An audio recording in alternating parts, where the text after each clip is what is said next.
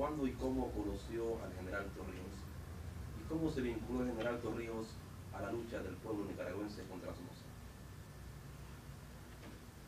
Yo vi por primera vez al general Torrijos después de la acción del Palacio,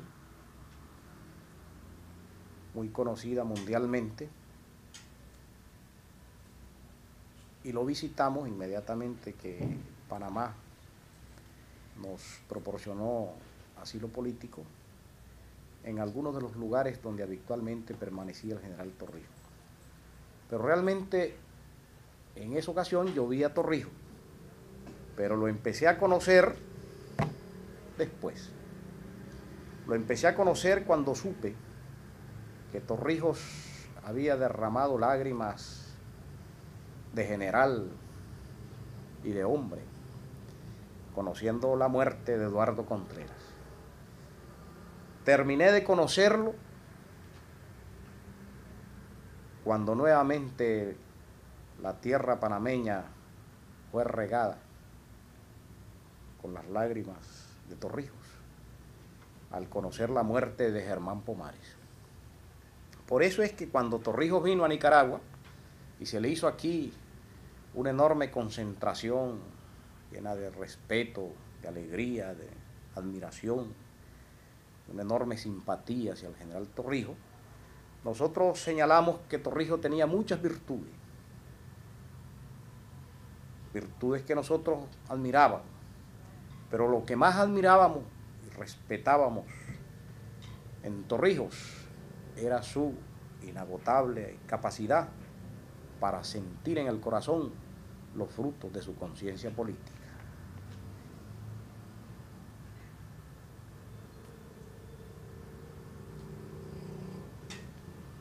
Comandante, ¿qué representó el apoyo del general Torrijos para la causa sandinista? ¿Y tuvo esta ayuda alguna condición política? La participación de Torrijos en la lucha de los pueblos centroamericanos fue de una excepcional importancia. Y su participación, su solidaridad con la Revolución Popular Sandinista fue determinante en la victoria del pueblo nicaragüense. Él contribuyó al cambio. Torrijos me dijo alguna vez que la sola retirada de Somoza significaba un cambio importante en Centroamérica. Nosotros después nos pusimos a reflexionar que este cambio importante iba mucho más allá, si además de irse Somoza, se producía un cambio revolucionario. Condiciones. Torrijos era un aliado, un amigo y un hermano, y por lo tanto era un aliado, un amigo y un hermano que nunca ponía condiciones.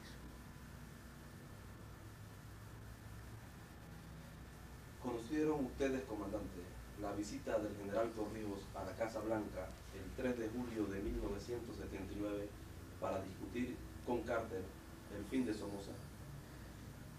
Torrijos se relacionó muchas veces con el presidente Carter y esta fue una de esas ocasiones donde Torrijos le planteó la problemática de Nicaragua.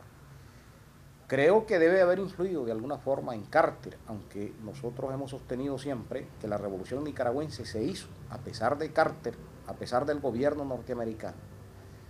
Es decir, quizás de alguna manera contribuyó la conversación de Torrijos con Carter a atenuar un tanto la posición de ese gobierno, pero no fue determinante para el cambio revolucionario en Nicaragua ni para la caída de Somoza la posición del gobierno norteamericano. Fue mucho más importante la posición de Torrijos que la posición de Carter. Se discute ahora si el general Torrijos estuvo o no totalmente de acuerdo con la gestión política del Frente Sandinista, si trató de moderar la presencia de Cuba en Nicaragua para evitar la presión de Estados Unidos y de los gobiernos militares vecinos sobre la Junta. ¿Qué nos puede decir al respecto? Quienes piensan así pretenden, creo yo, minimizar el pensamiento de Torrijos y su posición política. Torrijos fue un hombre que se entregó a la causa de los pueblos centroamericanos y en particular a la causa del pueblo nicaragüense, como dijimos al principio, sin condiciones de ninguna índole. Él no podía, de acuerdo con sus propios criterios, entraría en contradicción con su modo de pensar, ponernos condiciones ni decirnos algo acerca de la presencia de internacionalistas de otros países en Nicaragua. Él mismo envió aquí la ayuda solidaria del pueblo panameño para formar la policía sandinista, y la Guardia Nacional de Panamá contribuyó notablemente a la formación de nuestra propia policía. Si él no podía oponerse a su propia solidaridad, sino que era un protagonista de la solidaridad, tampoco podía poner objeción a la solidaridad de otros pueblos. No recuerdo yo que Torrijos nos haya hablado alguna vez de que limitáramos la presencia de nadie en este país. Él siempre nos dio orientaciones en muchos sentidos y nos daba consejos, pero era profundamente respetuoso de nuestro modo de pensar. Comandante, ¿cree usted que el general Torrijos tuvo algún proyecto político para la región? Y según su opinión, ¿cuál sería el mismo? Torrijos anhelaba, era un hombre de sueños.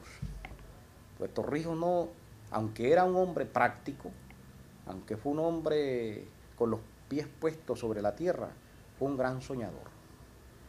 Y quizás esa fue también una de las cualidades más importantes de Torrijos, la conjugación dialéctica entre el hombre que tiene los pies puestos sobre la tierra y la imaginación y la conciencia de soñador.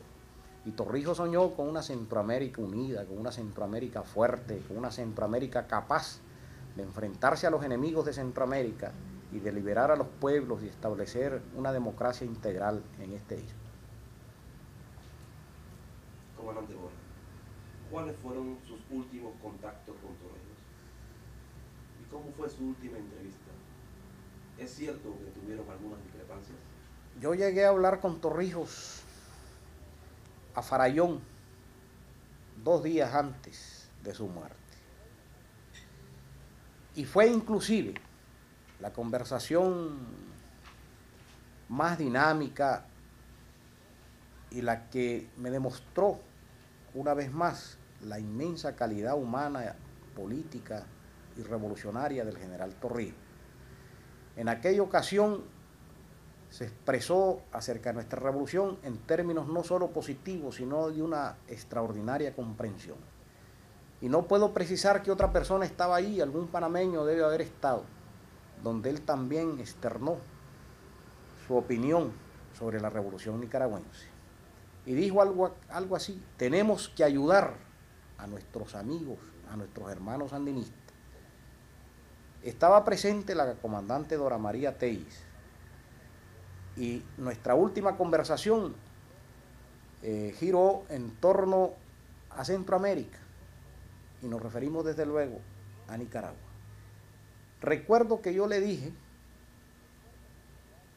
que su responsabilidad como dirigente centroamericano era romper el aislamiento que aparentemente existía por su propia voluntad y vincularse más todavía a la problemática centroamericana. Y le repetí lo que ya todo Centroamérica sabía, el profundo respeto que se le tenía en Centroamérica, porque Torrijos era respetado por los revolucionarios centroamericanos y era querido por los revolucionarios centroamericanos, pero también era respetado por todos aquellos que, teniendo una u otra concepción ideológica, tenían que ver con la política centroamericana. Torrijos era respetado en Centroamérica, Torrijos era respetado en América Latina, Torrijos era respetado inclusive en los propios Estados Unidos y en el mundo entero. Y a nosotros nos parecía, y a eso fui, precisamente, la Dirección Nacional del Frente me recomendó que hablara con él en ese sentido, para pedirle nosotros que se involucrara más en las actividades políticas de Centroamérica, influyendo con sus maduras y profundas reflexiones y con su autoridad política, con su autoridad moral, con la extraordinaria influencia que él ejercía en Centroamérica. De tal manera que discrepancias nunca tuvimos. Teníamos puntos de vista contradictorios en cuestiones adjetivas, pero en lo fundamental, Torrijos siempre mantuvo con nosotros una misma línea, un mismo pensamiento, un solo criterio. ¿qué representó su muerte para Nicaragua y para Centroamérica? Y yo diría para América Latina, no solo para Nicaragua y para Centroamérica. A nosotros en primera instancia nos pareció que independientemente de las causas de su muerte, del origen del accidente en que pereció, hay algunos que ganaron con la muerte de Torrijos, pero los pueblos de América Latina y los pueblos de Centroamérica perdieron mucho con la muerte de Torrijos. Y nosotros los nicaragüenses sentimos que habíamos perdido un verdadero amigo y que de alguna manera esto iba a influir en la política centroamericana e inclusive en la política de América Latina. Sabíamos, sin embargo, que la semilla sembrada por Torrijos tenía que cosechar su fruto y nos pusimos a la expectativa acerca de las consecuencias inmediatas que podía tener la muerte de Torrijos. Y nosotros alimentamos la esperanza desde aquel momento, esperanza que seguimos alimentando, de que el torrijismo continúe viviendo en Panamá y que los discípulos de Torrijos sean leales a su bandera antiimperialista, a su bandera reivindicativa, a las luchas de Torrijos por rescatar al pueblo panameño de su atraso y de su miseria y de su pobreza. Yo estoy seguro que los verdaderos herederos de Torrijos sabrán levantar muy en alto las banderas de Torrijos para ser leal a su memoria. ¿Qué piensa el comandante Borges de la personalidad política de Torrijos y de su filosofía militar? Él fue un militar de nuevo tipo. Es decir, en América Latina los latinoamericanos habíamos renunciado a los militares desde el punto de vista de que se pudieran identificar con los intereses de sus pueblos. Y bueno, yo no sé si todavía sigue siendo vigente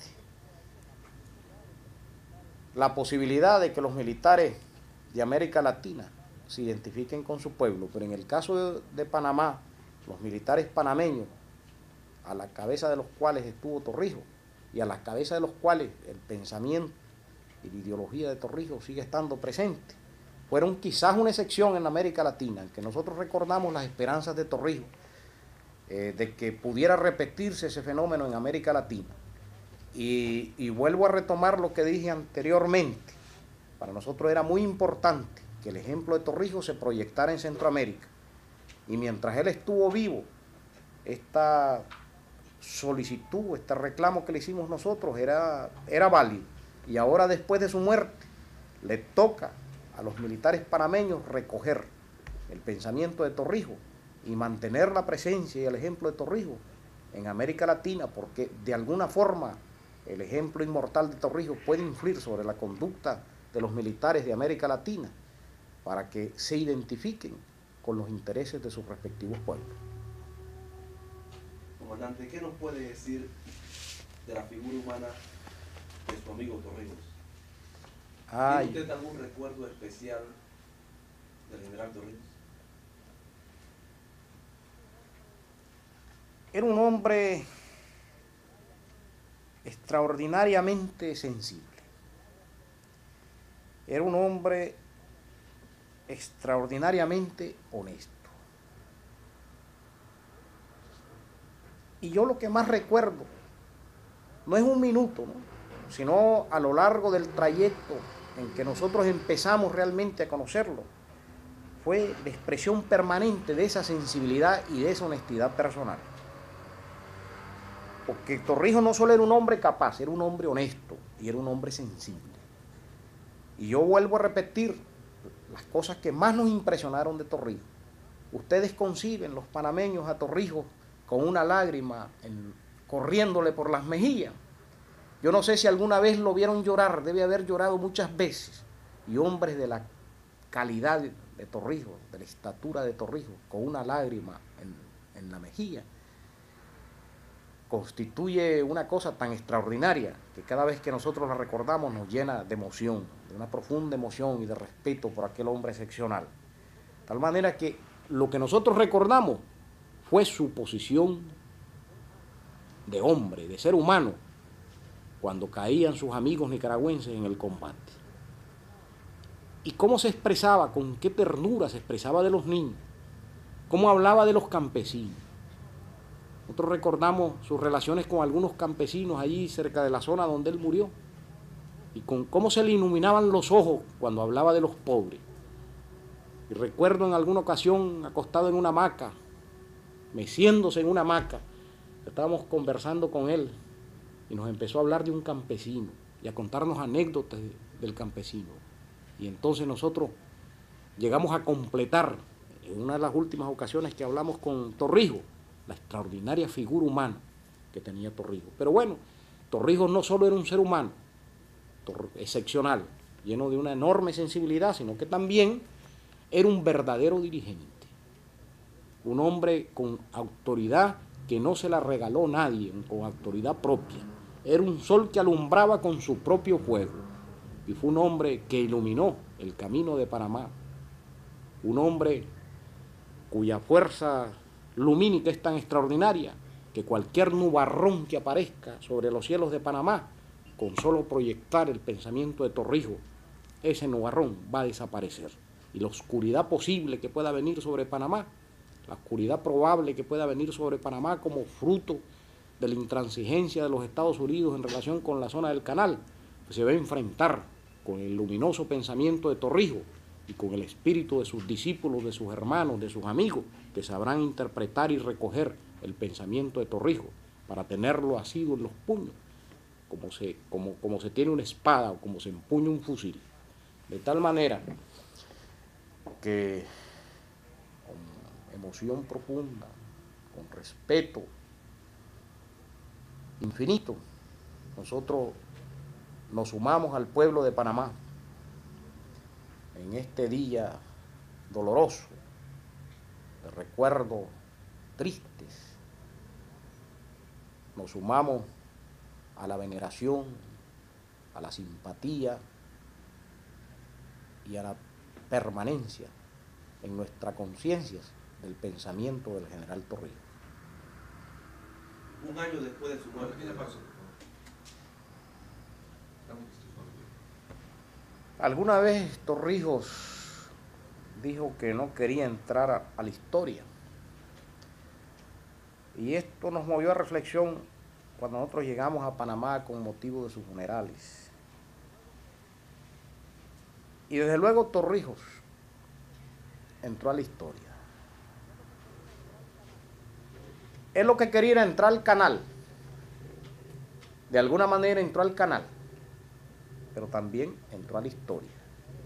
Al pueblo panameño le corresponde ahora meterse por completo en el canal.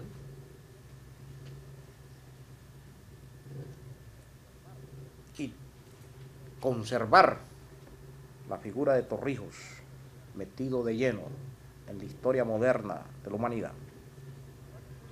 Torrijos entró a la historia además como un antiimperialista, como un amigo de los humildes, de los campesinos, de los obreros, del pueblo panameño, y también como un amigo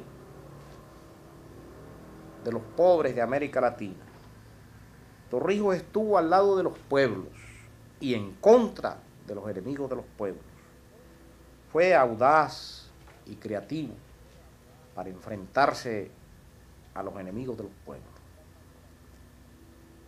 De tal manera, compañeros de Panamá, que Torrijos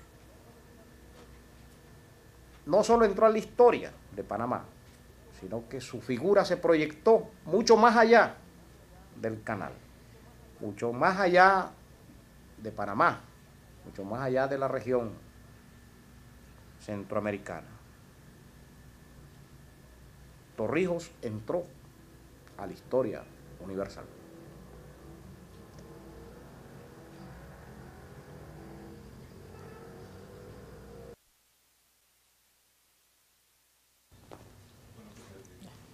Comandante Dora María Telles, ¿cuándo y cómo conoció al general Torrijos?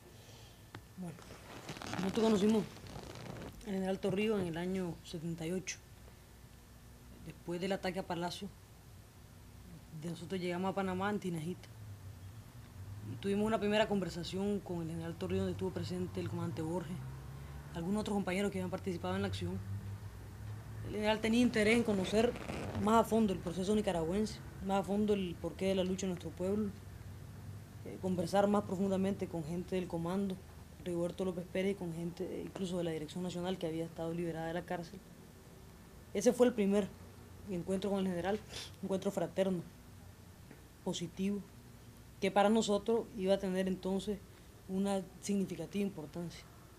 Ya hacía algunos años, digamos, el general Torrijos había tenido una vinculación con Eduardo Contreras. Entonces había sido jefe de la acción del secuestro de la casa de Chema Castillo Juan. Desde entonces no había vuelto a vincularse con el Frente Sandinista. Esa fue una entrevista, yo diría, definitiva para la historia nicaragüense, definitiva para la solidaridad entre Panamá y Nicaragua, para las relaciones entre Panamá y Nicaragua, y donde ya se perfiló la capacidad del general Torrijos de aporte a la causa revolucionaria centroamericana. Comandante Telles, ¿cómo fue su última entrevista con el general? La última entrevista con el general fue a propósito de abordar un poco los problemas de Centroamérica y de Nicaragua en particular, la situación de Nicaragua. Fue 2 días antes de la muerte del general. Como todas las entrevistas nuestras con el general Torrijos, esta se caracterizó también por su espíritu fraterno, por la solidaridad con el pueblo nuestro, por su preocupación sobre los problemas de la revolución, sobre los problemas centroamericanos, sobre los problemas de América Latina. Fue una entrevista, yo diría, casi corta, porque nosotros no llegamos con mucho tiempo. Corta, muy intensa. El comandante Borges explicaba en la entrevista esta que el comandante le había hecho el señalamiento al general Torrijos de su papel en Panamá. Torrijos sí tenía su idea del papel del propio, pues, y en determinado momento pensaba que debía replegarse, como no solamente lo hizo en la política interna panameña, sino también pensaba que debía replegarse un poco y después pensaba que debía avanzar. Un poco aplicaba un poco la táctica militar al asunto de la política internacional. De todas formas, lo más importante de la entrevista entonces que sostuvimos con el general, porque se habían dicho muchas cosas ya, se habían dicho que Torrijos estaba mal con nosotros, que nosotros estábamos mal con Torrijos, se habían dicho bastantes cosas sobre la relación Panamá-Nicaragua. Nosotros estábamos totalmente enterados de lo que para nosotros significaba Torrijos, y Torrijos estaba enterado de lo que él significaba también, de lo que ambos significamos para ambos. Entonces demostró de nuevo la solidaridad con nosotros, su preocupación por los problemas, como te decía. Él tenía sus opiniones sobre el proceso nicaragüense. En algunas coincidíamos, en otras no. Un hombre extraordinariamente respetuoso de las decisiones de la revolución. Admiraba y quería a la revolución nicaragüense.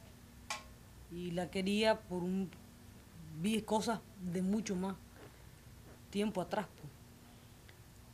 Esa entrevista tuvo una impresión particular en nosotros, porque al final nosotros le planteamos al general que se cuidara, dando a entender que cuidara su salud, precisamente en virtud de la importancia que nosotros entendíamos Torrijos tenía para América Latina y específicamente para Centroamérica y para Nicaragua.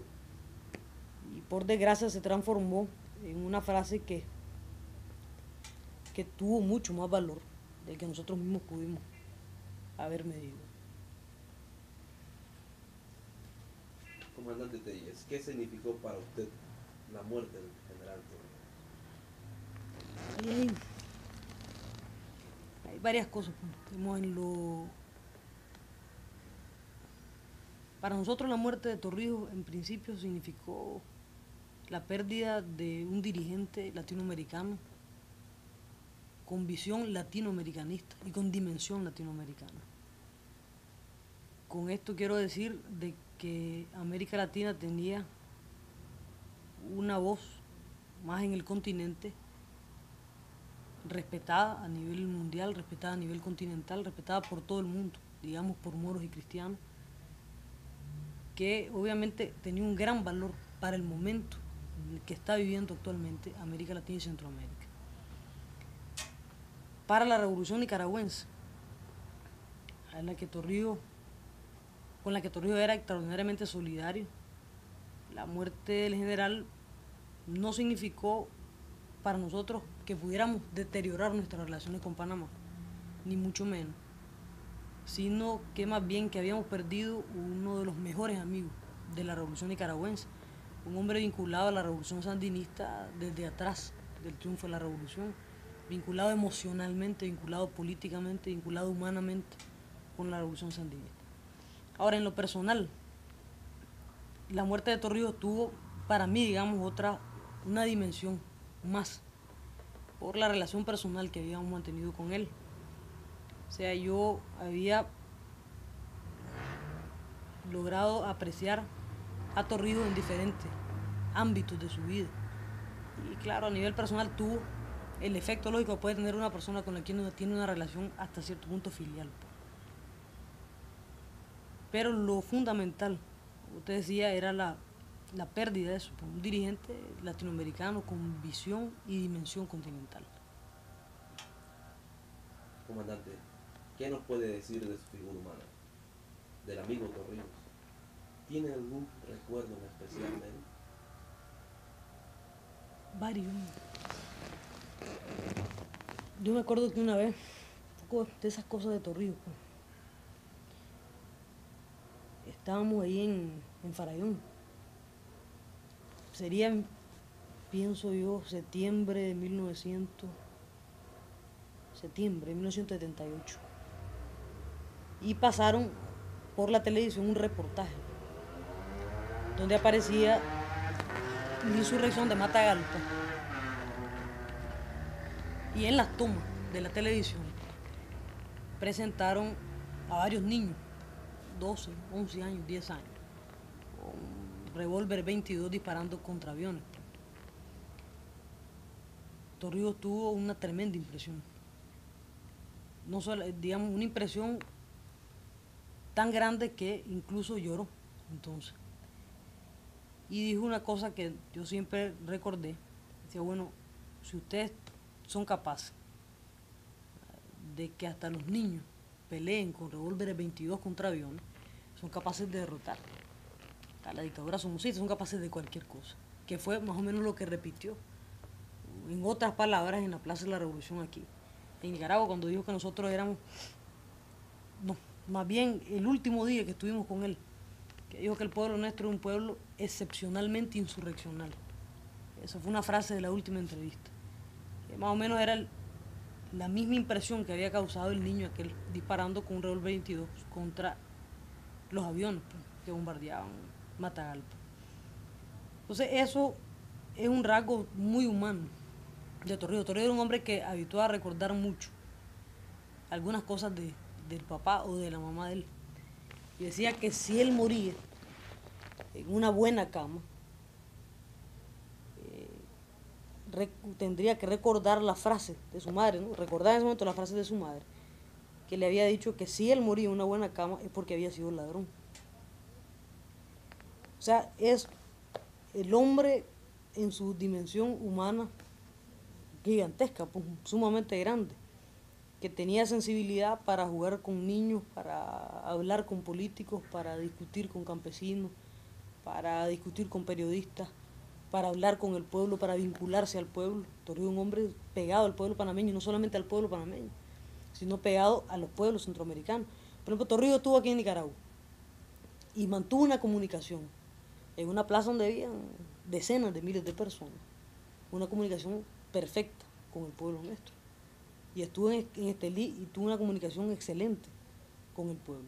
Una persona que tiene capacidad de comunicarse con las masas, capacidad de comunicarse con un pueblo revolucionario, tiene que tener una gigantesca dimensión humana, pues. Entonces, era eso. Yo me acuerdo, por ejemplo, en Tinajita. Torrijos caminaba en Tinajita, qué sé yo, serían unos 3 kilómetros, o tal vez más. Y al final de la ruta que él seguía había un riachuelo.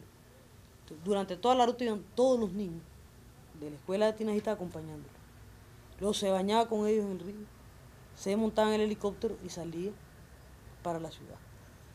O sea, son elementos que hacían posible que Torrijos tuviera la sensibilidad con las revoluciones, con el pueblo panameño, que hubiera sido posible, como decía el comandante Borges, hacer de él un militar de nuevo tipo. Un hombre que era capaz de confesar que había sido obligado a reprimir estudiantes, que entonces había pensado que nunca en su vida iba a ser obligado más a hacer eso contra el pueblo. O sea, tenía la dimensión humana necesaria para hacer de él un hombre antiimperialista, antiintervencionista, respetuoso de la soberanía, de la dignidad de los pueblos, de los derechos de los centroamericanos, de los derechos del individuo, del hombre centroamericano.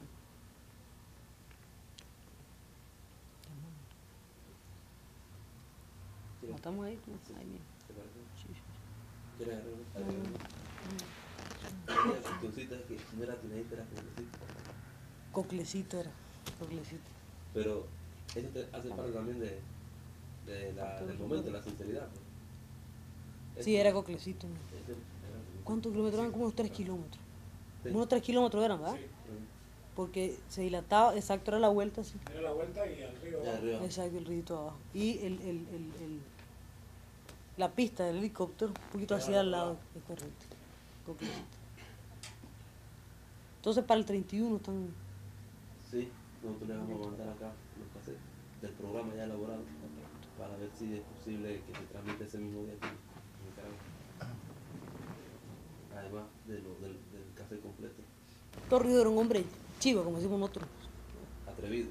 No, al revés, era un hombre cuidadoso.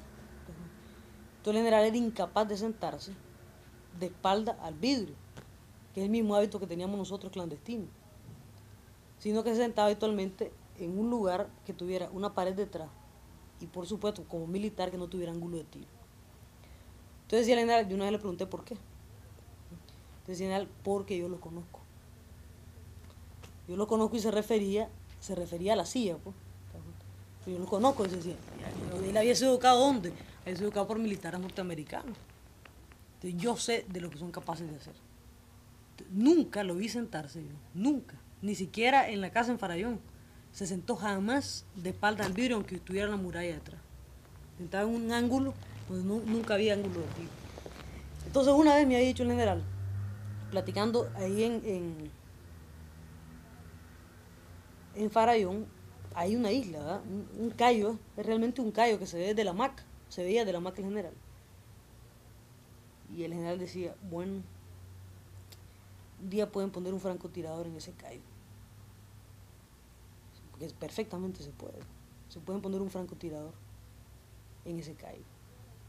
Entonces ya con toda la dimensión de los problemas que en ese momento estaba viviendo la revolución, nosotros, y bueno, yo tenía una doble relación, pues había una relación política y una relación humana muy fuerte.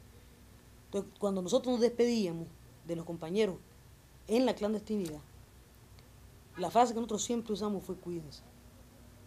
O sea, la despedida nuestra habitual era, bueno, cuídate o cuídense, pues. Y era más o menos el sentido.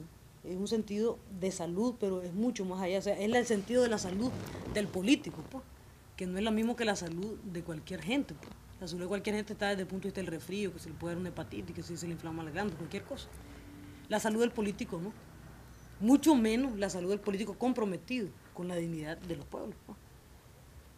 Entonces era otro tipo de salud. Y era ese el sentido de la frase, pues, que decíamos en general. Por eso a mí me impresionó después la cuestión esta. Me impresionó porque pues haya sido un poco trágica también. Un poco trágica. O sea, Torrijos era increíble, tenía sus cosas, pues. Un cruce de mula y tigre de García Márquez. Y es cierto eso. Es cierto. ¿Qué han recogido el viejo? ¿Qué más van a hacer? ¿Van a ver donde nació y eso? Sí. Hablar con la gente. Con Hombre, ¿y no estará vivo el bolito que se pelea con el general en Farallón? el del pescador. Ajá. Sí. Está vivo. ¿Y el asesor del general campesino? La abuela También. Entonces, ¿dónde la vamos a entrevistar? Está bueno. Eso es bueno. Torrijos tenía una virtud. Y era... que usted ve los tragos allá en la 50. También, Sí. también a él. Que es calladito. Sí, correcto. Lo conocía bien. Torrijos tenía virtud de la capacidad de hablar con la gente. Se comunicaba bien con el campesino, con los obreros, con los niños, con todo el mundo. Yo me acuerdo que el último día estuvimos viendo televisión. Un poco unos programas y estaban dando unos reportajes de algunos problemas entre colegios. Y me llamaba la atención la capacidad. Había un problema entre dos colegios, me acuerdo, ¿verdad? Que esos se habían agarrado los golpes los muchachos. Torrijos comenzó a hacer un análisis de por qué los muchachos habían agarrado los golpes entre dos escuelas, pues, que no era nada más un pleito de escuela. Comenzó a profundizar en las causas que podían tener estos muchachos y llegó a una conclusión. Pues hay una situación muy difícil de vida, pues, a nivel general, que pone a la gente tensa, un poco tensa y difícil de tratar, pues difícil de abordar. Pero tiene una capacidad de penetración en las cosas importante para ser un dirigente, pues. Sobre el estilo de trabajo de Torrijos, ¿quién me va a hablar? ¿Ah?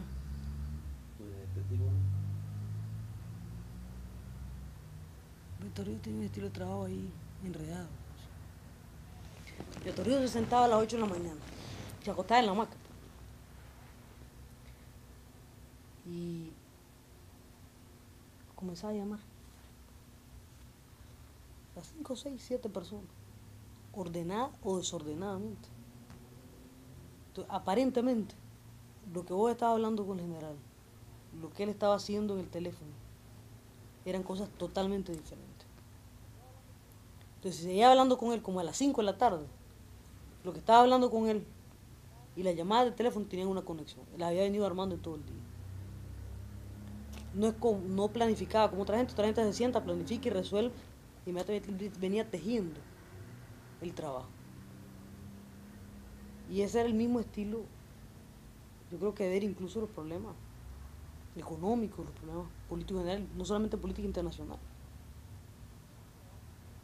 Él llevaba su propio hilo.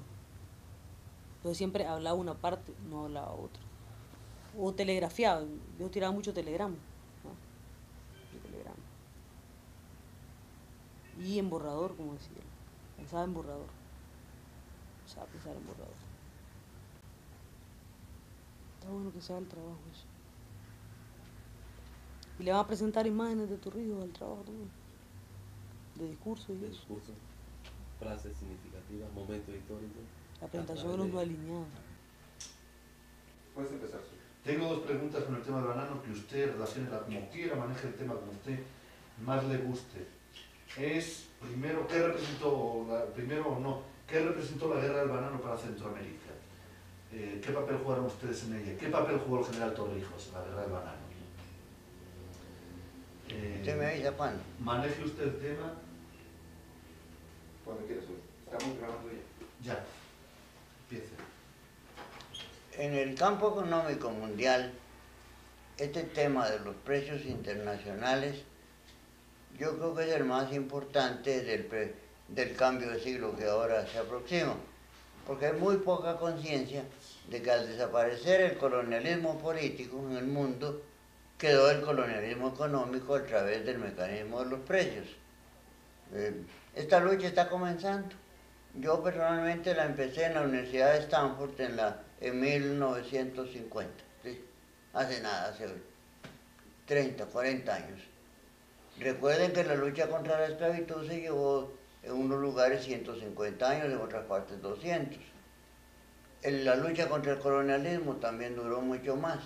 Esta cuestión de hacerle comprender a la gente la importancia que tiene que en el comercio mundial una hora de trabajo valga igual en un país como en otro, es inmensa, es una lucha. Igual como pasaba en las épocas anteriores, los mismos perjudicados no se dan cuenta. En América Latina, por ejemplo, es dificilísimo encontrar suficiente opinión pública que comprenda que mientras no cambien los precios del café, del banano, del cacao, en fin, los productos tropicales nuestros, todo lo demás que se haga es en vano. ¿Cómo quieren arreglar la situación de El Salvador? Un país que depende más del café que Costa Rica todavía. ¿Qué cuesta? Yo fui a ver la cooperativización de las haciendas, es un movimiento admirable. Pero ¿por qué falla y seguirá fallando? Porque la cantidad de mercancías que recibe El Salvador por una tonelada de café es totalmente insuficiente para que el pueblo salvadoreño levante su nivel de vida a una etapa que se pueda llamar civilizada. Y así pasa con todo. Específicamente en el banano, es tal vez donde más hemos avanzado, porque son pocas entidades grandes, las entidades bananeras, y no es como en el café donde hay miles y millones de pequeños productores que cuesta mucho organizarlos y donde hay tantos países que producen el café. En el banano la lucha es un poquito menos dura. Hubo una época precisamente en que el general Torrijos y yo libramos esta batalla muy arduamente. Las reuniones las hacíamos en Panamá, se llegó a la fundación de una institución y en fin, se logró bastante. Por ejemplo, antes de comenzar esta lucha, el impuesto sobre la renta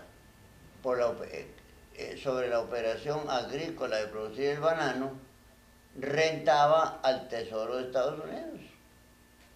La primera batalla que tuvimos en 1950 precisamente fue para que rentara la operación agrícola en nuestros países. Y la cosa más curiosa, el aliado que tuvimos fue el Departamento de Estado de Estados Unidos. ¿En contra de quién? En contra del Departamento del Tesoro. El Departamento del Tesoro quería los impuestos por las operaciones agrícolas en nuestros países. Y el Departamento de Estado comprendió las razones y nos dio el apoyo. Y claro, fue un aliado poderoso dentro mismo de los Estados Unidos. Voy a ponerles un pequeñito ejemplo de lo que eso significó. La pequeña Costa Rica, aquel tiempo, la de 800,000 habitantes, hace 40 años, recibía por tributo del banano que exportaba como $160,000 al año. Esa suma de $160,000 al año saltó a 4,5 millones. En términos globales de las economías de estos países no es nada. En términos relativos es muchísimo. Con solo modificar un error histórico, pasamos de $160,000 al año a 4,5 millones. Esto yo lo entendía muy bien el general Torrijos. La actividad bananera, que tiene muchos aspectos, hay que irla pasando hacia nosotros, hacia los países productores. Hoy que estamos hablando, que soy 7 de mayo es hoy, ¿no? De junio, hoy 7 de junio, Costa Rica está silenciosamente librando una pequeña lucha para que el negocio del transporte y de la venta al mayoreo lo puedan hacer los propios productores costarricenses a través de la entidad necesaria. Esa parte del negocio, que es muy cuantiosa, la siguen haciendo las grandes compañías internacionales. Yo no tengo ningún prejuicio contra las compañías internacionales. Lo que yo quiero es simplemente ir corriendo fronteras para que los productos de nuestro suelo y de nuestro trabajo ayuden a enriquecer a estos países y no solamente a enriquecer a los países industriales ya más ricos. La lógica de estas cosas es tan fuerte una vez que uno se penetra de ellos. La única victoria grande que hemos tenido en el comercio mundial está en el petróleo. La OPEP es parte de esta lucha. La OPEP está de momento perjudicando a algunos de los países nuestros, claro que no producen petróleo, pero en términos de la economía mundial e históricos es es un enorme paso hacia adelante. La OPEC ha hecho que surja en los países árabes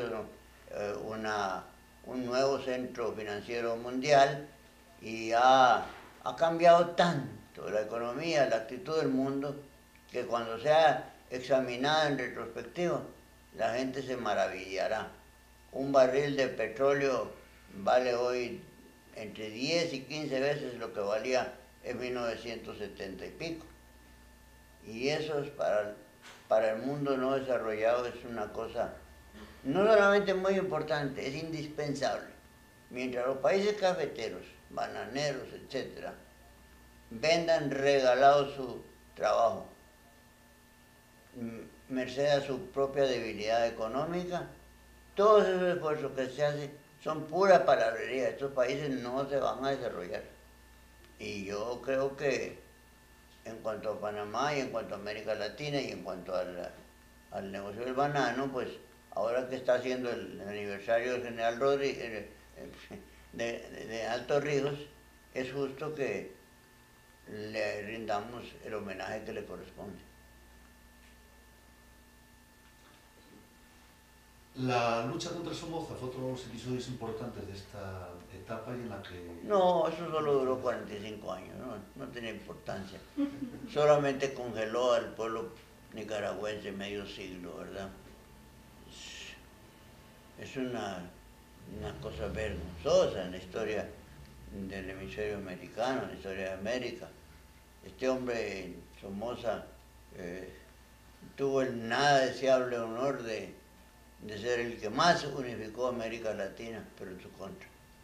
La guerra la libraron los nicaragüenses primordialmente, la libramos unos cuantos amigos de Nicaragua, pero en general la libró toda América y hasta parte de Europa. Discutir eso a estas horas es un absurdo. Es como decir si fue bueno o malo que Colón descubriera América. Eso había que acabarlo, eso era un cáncer. Y yo estoy muy orgulloso de haber contribuido con todo lo que se pudo. Yo solamente la peleé 35 años, yo no ayudé mucho, pero estoy muy orgulloso de eso. General Torrijos siempre estuvo con nosotros. Fue importante la ayuda que Torrijos por fue importante en varios aspectos. En los aspectos políticos, de negociaciones, en que él era muy hábil, desde luego que fue importante, pero también a la hora de las verdades, ¿verdad? Cuando hubo que poner las cañas huecas a sonar, no anduvo mal. No anduvimos, mejor dicho. Volviendo al tema del banano, usted estableció una filosofía y una interpretación realmente de la importancia de la guerra del banano. Y además es una guerra que usted libró muchos años.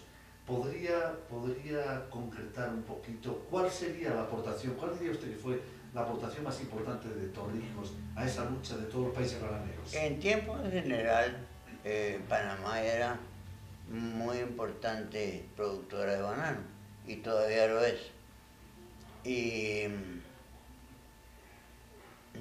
pocas veces se da una unificación de intereses para una lucha común como la que se dio entre los productores panameños privados y el gobierno del general Torrijos. Eso es duda. En otras partes tenemos unos problemas terribles, en otros países bananeros, que generalmente los gobiernos no entienden la lucha y los agricultores pelean en vano. Pocos gobiernos, no sé si alguno otro, ha dado tanto apoyo al productor nacional como parte integrante de la economía del país, como el apoyo que dio Torrijos moral y en ideas y en todo a esta lucha bananera que libramos conjuntamente en la ciudad de Panamá. Estamos metidos en el tema de Centroamérica. ¿Cómo explica usted, don Pepe, que viniendo de formaciones políticas tan diferentes y posiblemente llegan a la política por caminos completamente distintos también, ha habido mucha coincidencia entre ustedes dos, se produce un encuentro entre ustedes dos y una coincidencia sobre determinados temas económicos, nacionales, políticos, centroamericanos? ¿A qué se debió esto? Yo creo que se debe a que los temas que enfocamos eran tan obvios que no admitían mucha discusión. Cuando usted dice que ahora es de día o que ahora es de noche, todos los demás estamos de acuerdo necesariamente si estamos cuerdos. Y estos problemas en el fondo son tan sencillos que se necesita mucha torpeza humana y tal vez un esfuerzo para no entenderlos, para no ponerse de acuerdo. Torrijos y yo teníamos muy distinta trayectoria cultural, filosófica, por supuesto, pero emprendimos luchas comunes por causas tan justas, tan acertadas, que no necesitaban mucho estudio, muy visibles. Pero se da otro fenómeno importante, es que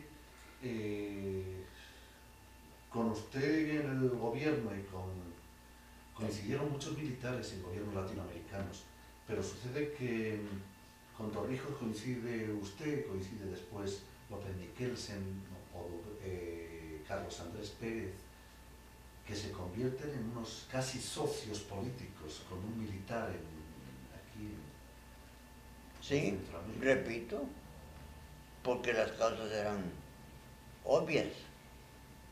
¿No había alguna actitud civilista suya, democrática también, legalista, que hiciera que no hubiera esa afinidad y esa proximidad entre ustedes? Porque él no tuvo amigos militares, tuvo amigos civiles nada más, y además grandes demócratas, especialmente gobernantes demócratas de América Latina, fueron sus mejores amigos. Paradójicamente, y él era muy buen militar. Esas son las paradojas de la historia. Él básicamente, yo diría que lo que era un líder. Era un conductor de masas, un conductor de países, un hombre de talento, realista. No se dan muchos. Torrijos, lo único que se puede decir de Torrijos es que era Torrijos, de los cuales casi no hay. Como militar, ¿podría juzgarle usted? ¿Podría analizarle? No tuve oportunidad de juzgarle como tal. Yo sí participé mucho en actos de guerra, sin ser de escuela militar. Pero una vez le gasté una broma.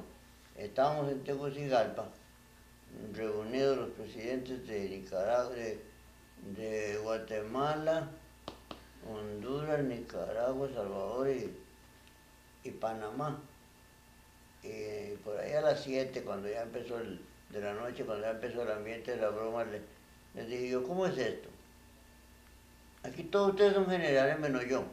Y el único que ha peleado soy yo. ¿Qué es esta cosa? Les dije yo. Y se rieron todos. Es que a mí me tocó pelear por carambola. Yo soy antimilitarista.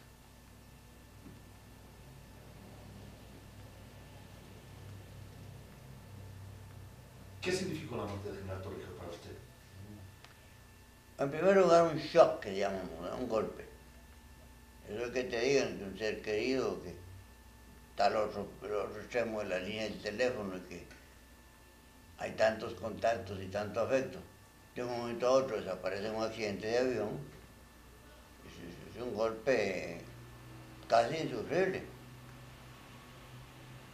Desde luego, pues uno iba a pensar que murió en una edad en que a lo mejor le quedaba todavía por dar a Panamá y América lo mejor de su cosecha.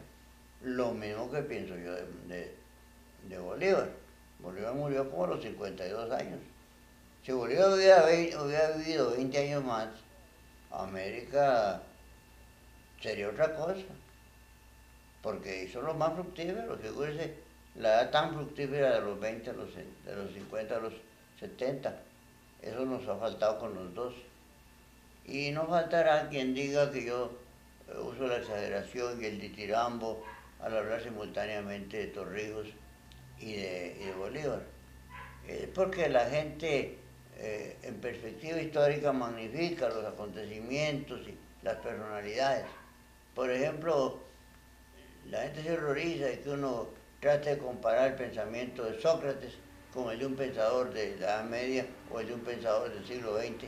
Ah, pero si Sócrates es una cosa, o cualquiera de los griegos, única por sí sola, eso no es así. todos los grandes de la historia son seres humanos. Y yo no tengo ningún inconveniente en decir Bolívar tuvo tales características y Torrijos tales otras. Yo no estoy diciendo que el uno fue mucho más grande que el otro.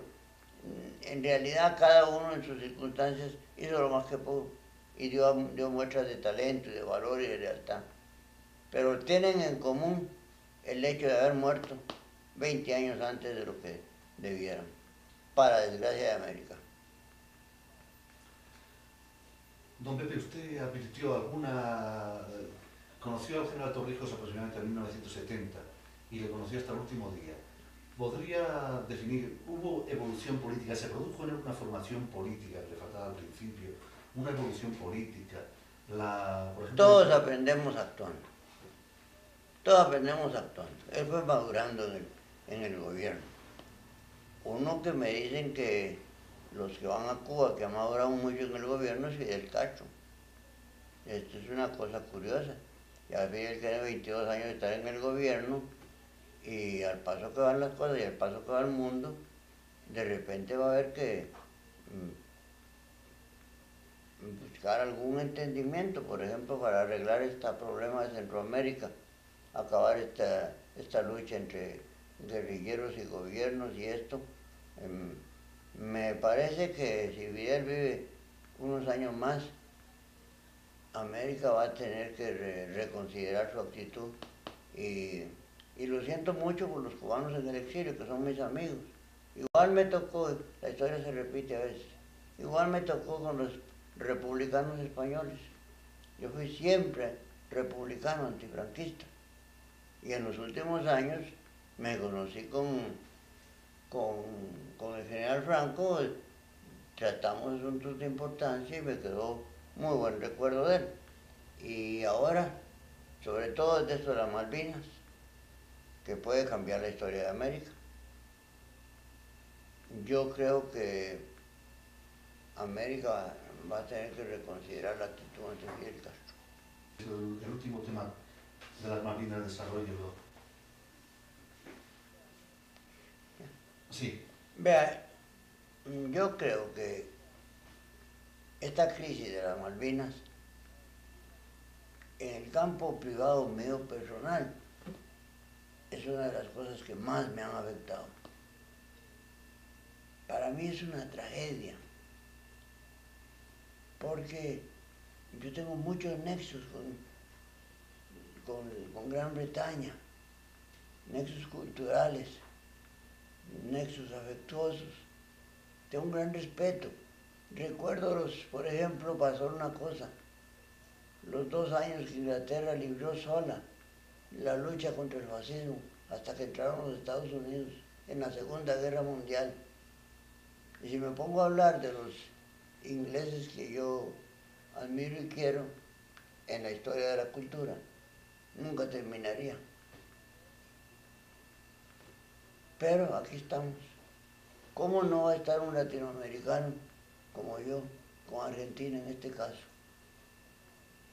¿Cómo equiparar el fatal error colosal que está cometiendo Inglaterra con algún, digamos, residuo de error, si se quiere, que algunos le achacan a la Argentina en esta crisis, de que en vez de atacar debió haber tratado de negociar más después de 1,5 siglos de negociaciones?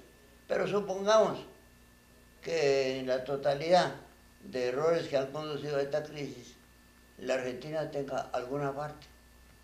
¿Qué parte es esa en comparación con el todo?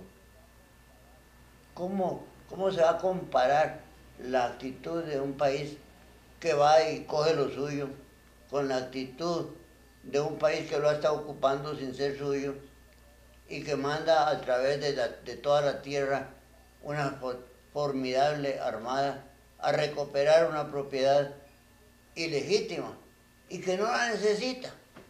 ¿Para qué quiere Inglaterra las Malvinas? Esto no tiene ningún sentido. Como está de moda decir que todo lo mueve el petróleo en nuestro tiempo, algunos dicen que el valor de las Malvinas está en la posibilidad de que tenga petróleo. Bueno, si eso fuera así, ¿qué si había una guerra? Los ingleses tienen mucha tecnología petrolera, están desarrollando el Mar del Norte. Se podría haber entrado en un arreglo con Argentina, ya que había ese nexo. ¿Qué cosa más absurda es esto que está pasando? ¿Qué cosa más absurda? Yo creo que respecto a Inglaterra hemos echado a perder todo lo que hizo por la descolonización del mundo desde la India. Y respecto a Estados Unidos, eso es especialmente doloroso para mí, porque yo soy un luchador de toda la vida por la unidad del hemisferio americano. Yo creo que aquí debiera ser un gran baluarte de una civilización de polo a polo. Tenemos mucho en común en la historia, en las cosas, en todo. Y ya estábamos mucho menos atrasados en esta tarea de unificar el hemisferio cuando vino esta crisis y Estados Unidos cometió el error, a mi parecer, de pronunciarse en favor de Inglaterra.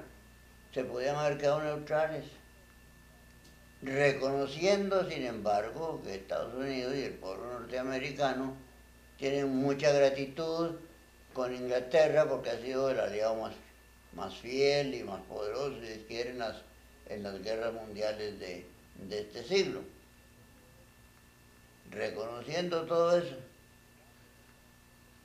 y explicándome yo el afecto del pueblo norteamericano por el otro gran pueblo sajón que le dio su idioma y la mayor parte de sus características de civilización, reconociendo todo lo que se quiera.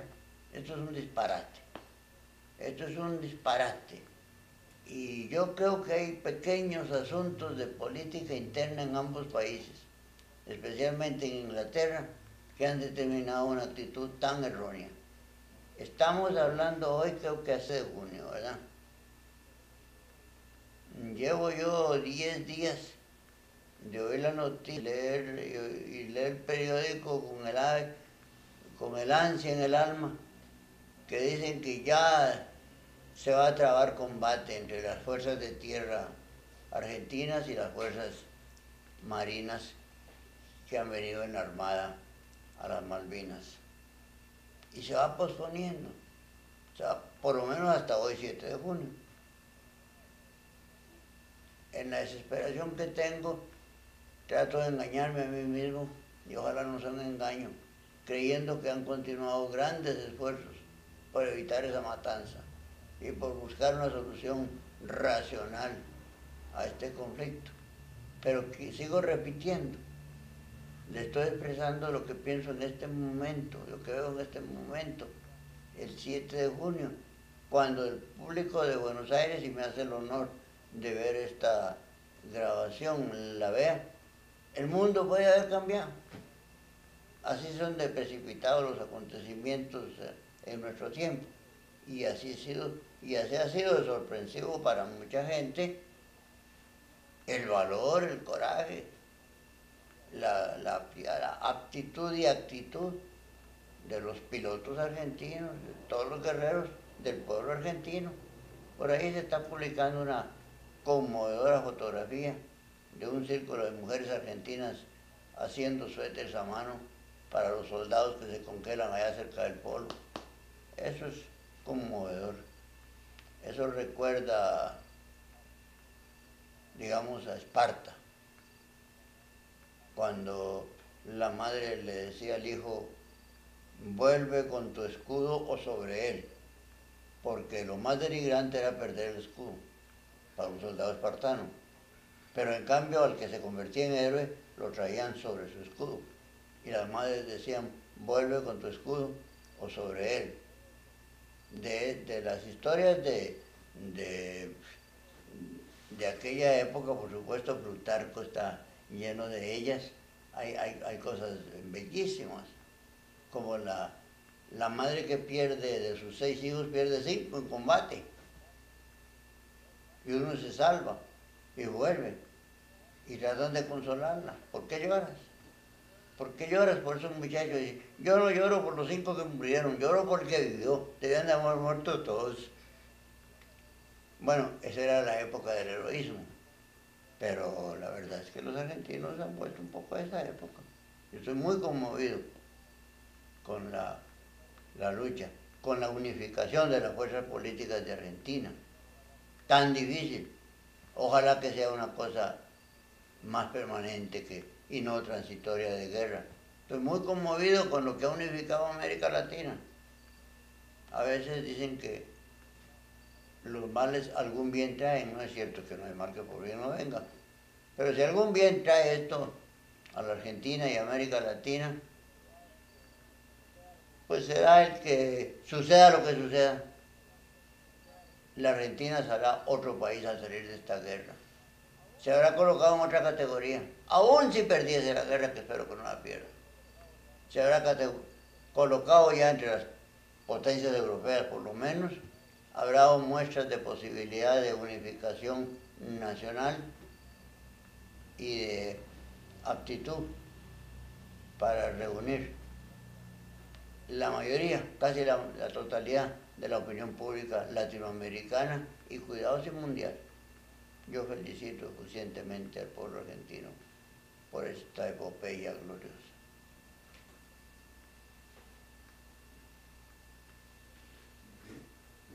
Está muy bien esto, ¿eh? Esto ha sido precioso, ¿eh? Don Pepe, ¿no tiene usted algún recuerdo especial de Torrijos? ¿Alguna anécdota especial así que usted que cuenta que nos pudiera... ¿Cómo fue lo de las flores y lo del cartucho? ¿No me contó usted Sí. las dos anécdotas que yo sí tengo?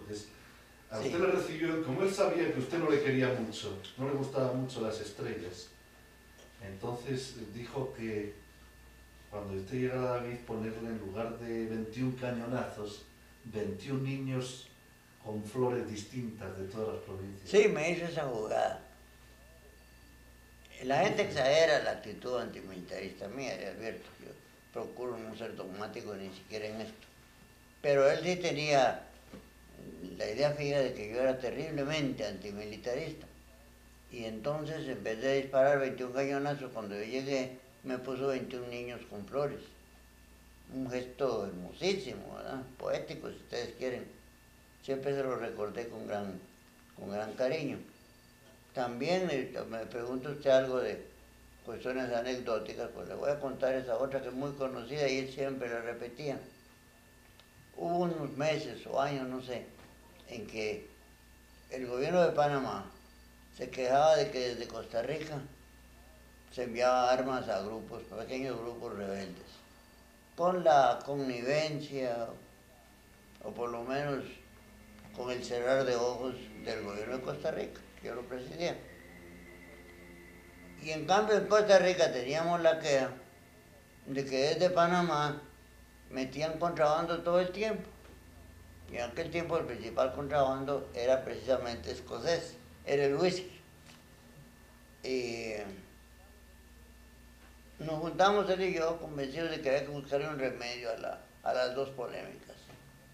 Y entonces hicimos verbalmente un pacto. De ahora en adelante, ni un tiro para Panamá, ni un corcho para Costa Rica. Trato hecho, deme la mano. Y se cumplió. Así fue. Perfecto. Yo creo que está todo muy bien. Esto de la Argentina me parece importantísimo. Yo voy a llamar ahora mismo a Panamá para... Saber que están utilizando, en la Argentina hay un canal, hay una que enlaza todos los días por satélite, con 300 canales de televisión de toda América, pasando la última información desde ahí. Y yo creo que esta declaración suya sobre el tema es muy bonita. Yo no vi una declaración tan categórica de un líder latinoamericano sobre el tema, sobre todo por televisión. Y tiene que ser para hoy, porque mañana todo cambia. No es 7 sino 8 hoy, don Pepe. Pero como usted vive aquí en este sitio, da lo mismo que sea 7 u 8. Y además es 9. Y nadie va a chequear. Además es 9. Pero no han cambiado el cuadro. En su día, ¿no? Pero no ha cambiado el cuadro. estamos leyendo todos los días No cambió nada. que ya hay combate de tierra y no hay. Exactamente. Hoy hubo una noticia de radio que estoy esperando a ver qué pasa. Yo llamé al embajador argentino porque dijeron que el gobierno de Londres decía que no se sabe todavía cuál va a ser el final de esta guerra. Y es un poco distinto a lo que han venido diciendo. Esta guerra la tenemos ganada y nosotros aquí, nosotros allá. Parece que hoy aflojaron. Ojalá. Yo creo que no les ha ido nada bien. Les han hundido mucha parte de la flota. Estos pilotos se han portado. Número uno. Están grabando otra vez. Les tiraron, no, te están siguiendo. Les tiraron otra fragata ayer y otros 3 barcos menores, ¿no? Pero están dando... ¿Por qué no le donéis un poco a